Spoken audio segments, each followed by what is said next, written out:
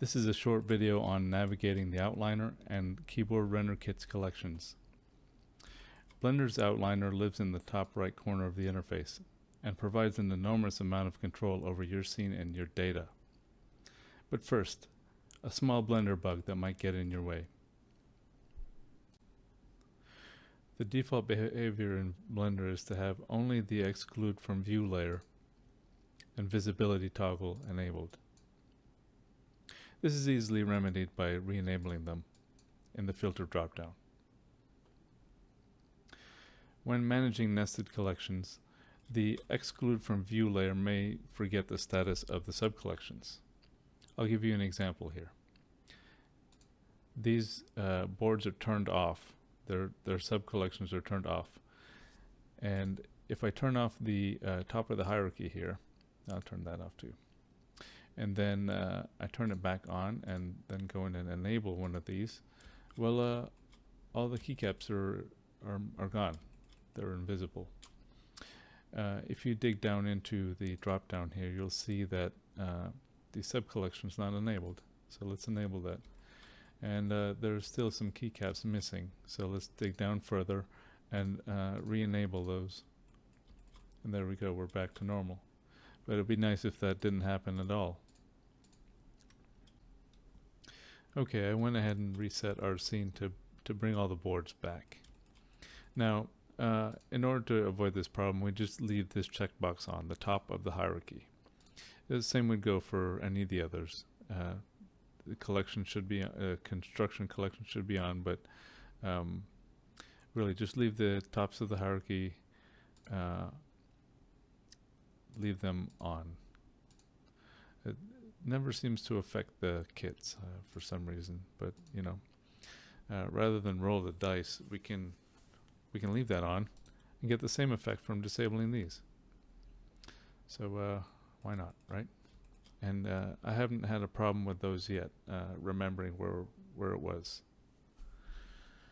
Okay, now that we got that out of the way, let's have some fun. Since we have this board already up here, let's just dig down and have a look at some of these options. Okay, at the moment we have the ANSI layout here.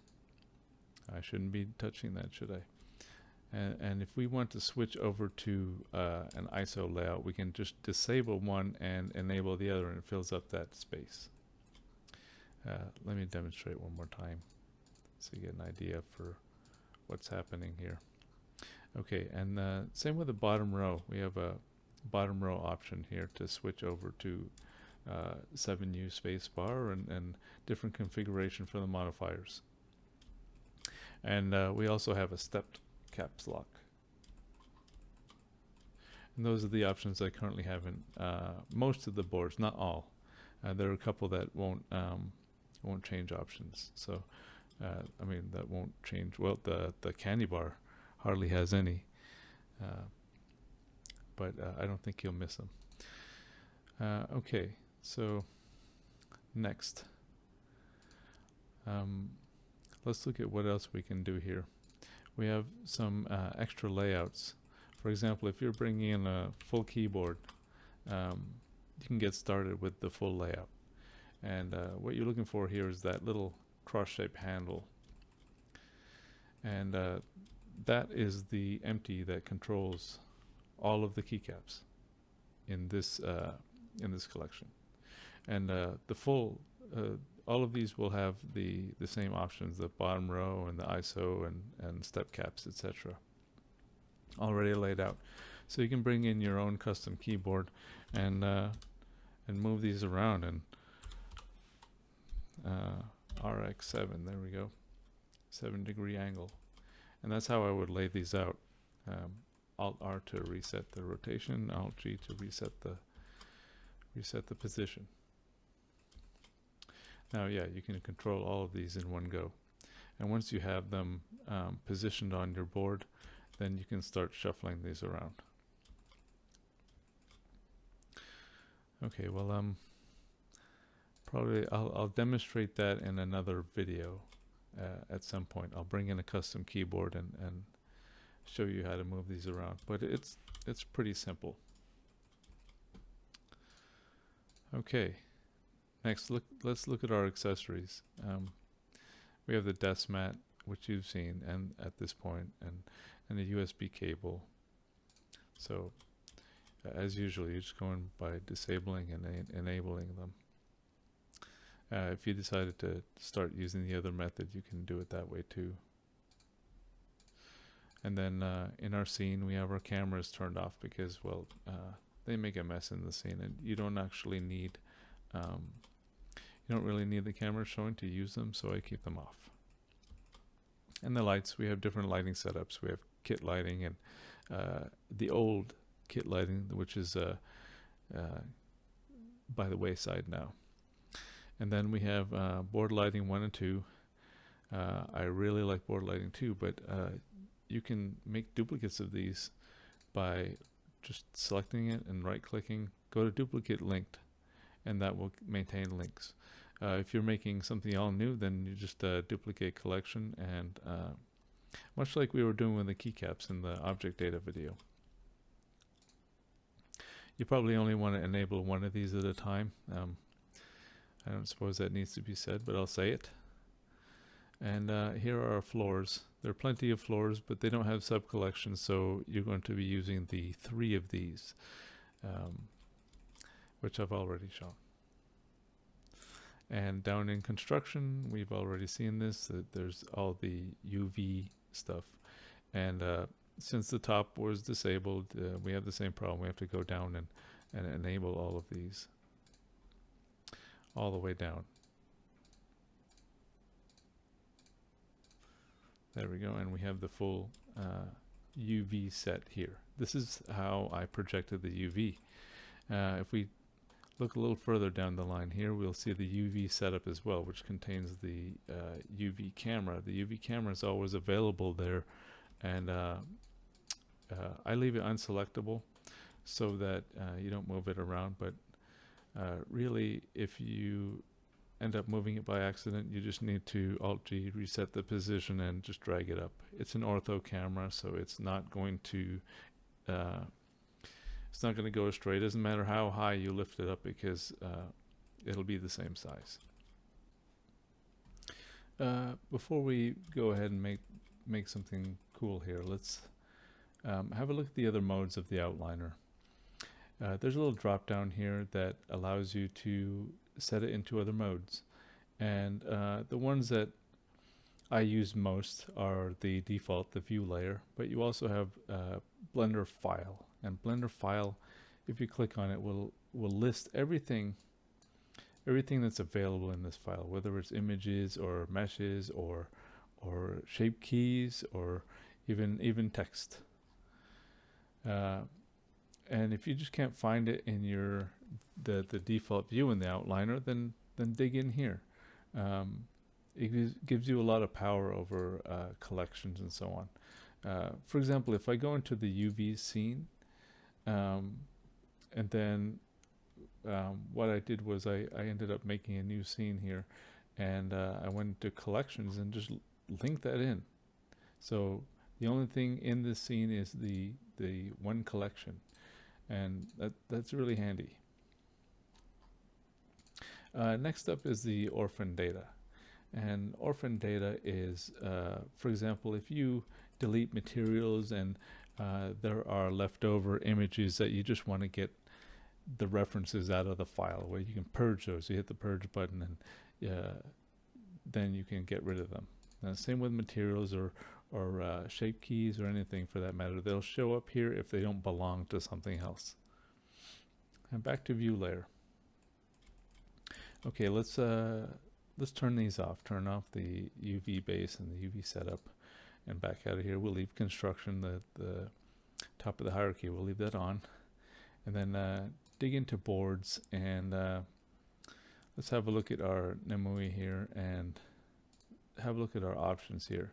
So I've set these to the proper way, which would work with what I'm about to do. Everything else will work fine, but what I'm about to do here requires that you set it up in this way. You disable the visibility, the viewport, and the renderability of these things that would normally just be turned off. You'll see this if you right click and duplicate collection, duplicate linked, you're going to see everything turned on. So you might as well have these visibility settings set properly. Okay, now to illustrate this, I'm going to turn off this collection, this board, and create an empty. And when you create any object, you need to make sure that you have the right collection highlighted, otherwise it's going to put it in the wrong place. So if you have Namui collection selected, you can create the empty in there by mistake. So I'll just throw in the scene collection, just highlight that and Shift A, E, P for plane axes. And you'll see one of these big cross things, and let's set it to 100 millimeters, a bit smaller. And now let's do something with it. We can go into the object properties tab and go into instancing and set it to collection, and we can instance a collection to the position of this this empty. Really handy. I'll type in Namui to make this easier, and it's color coded so you can find it quickly. And there's our board. And this is not editable, so it's really just an empty referring back to this data. So if you want to edit it, you have to re-enable the actual board, which is co-located at the moment, so you won't see it. But if you Alt-D this, Alt-D to instance and move it back, everything you do to one will affect the other, except for things like position, things that would normally be in object data. The object data is not, doesn't belong to the other object. So everything like the location and scale and rotation, stuff like that, doesn't affect the instanced collection, the other instance. So GZ, move that up, and actually let me just do that to another one. RR, move that around. GZ, have a little fun here. We've got two of those, and let's set up our lighting. Go into lights and turn off kit lighting, and just do maybe a single overhead, and turn on floors. And let's turn off the light gray, which is the default, and go into Floorwood 5, which is one we made in another video. I like this to be a little closer to touching here. GZ down here. All right. This one can be some arbitrary angle. And let's have a look. Render that out. There we go. Kind of neat looking. GZ, lift it up just a tad. There. We've got two of them. And really there's no limit on the number here. You can duplicate this.